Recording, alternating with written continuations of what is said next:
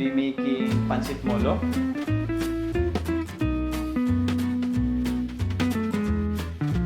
The farm-to-table concept that we have here, especially with this dish, is because the basic ingredients of molo is chicken, pork, and shrimp.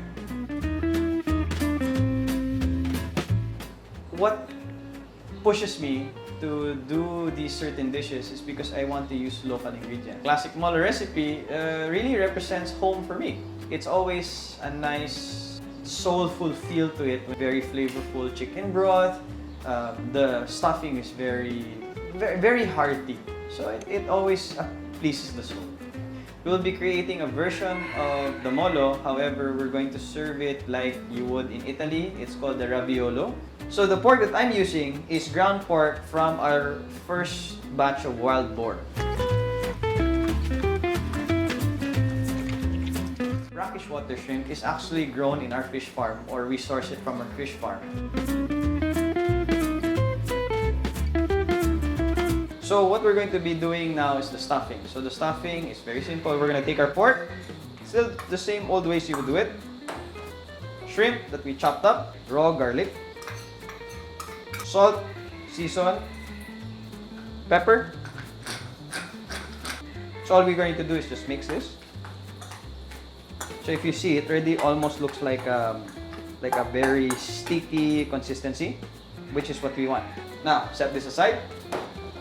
And now we're going to be rolling the dough.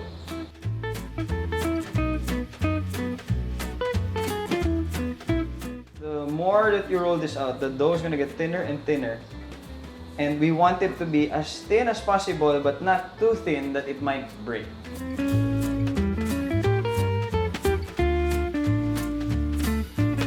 So you take a cutter and we cut the size that we want.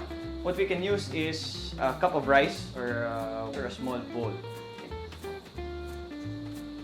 Take our knife, cut it around. Now, so we have our molo wrapper. Now what we're going to do is we're going to stuff the filling that we made into our molo wrapper. Take some of your filling, then place it in the middle. Then make a small well. We're going to make it different. So what's going to set this apart is because we're going to put an egg yolk in the middle.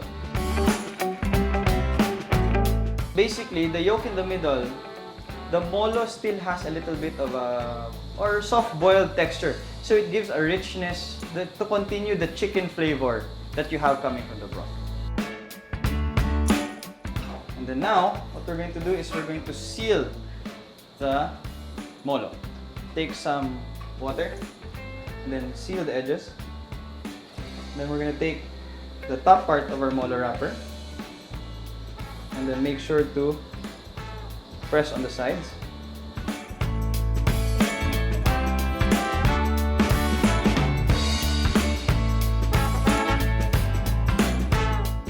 And there you have it. This is my version of the molo, but with a fresh egg yolk in the middle. So now what we're going to do is we're going to boil this.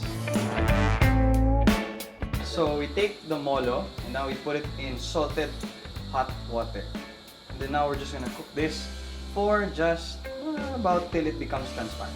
After just about 5 to 10 minutes, we can see that the molo is actually already cooked. Now the wrapper starts to take a more almost transparent look to it, and then you can tell. Now if you touch it and it is firm, then you know that it is cooked. So we take this out of the water and then we place this on our serving bowl. Now what we're going to do is present this in a more unique way. So this is chicken skin that we already deep fried ahead of time, and then what we're going to do is break this apart. What we're going to do is we're going to layer this on the molo. So finely chopped spring onions, fried garlic, and edible flowers. So we take some of our blue ternate flowers and our bougainvillea flowers. Again, these are actually edible. So putting edible flowers, we add more color to it so to give it a more brighter appeal, a more unique appeal. It's a way of showing that we can brighten up Filipino food. The last part is the achuete oil or chicken oil. So this is the achuete seed that we cooked in a little bit of oil or chicken fat with a little bit of garlic, a little bit of salt, and it's very flavorful, and this is what we're going to do. Finally, the soup element. Instead of pouring the soup right away, what we're going to do is we're going to use a French press. So take our stock that we created. So this is still the classic molo chicken stock. However, again, we use the chicken feet and we use the chicken neck. So we have the more flavorful collagen. Again, this has fried garlic, spring onions inside the French press. Plunge the ingredients. So we take the soup and then we just pour a little bit around. Alright guys, so enjoy my version of the Pancit Molo.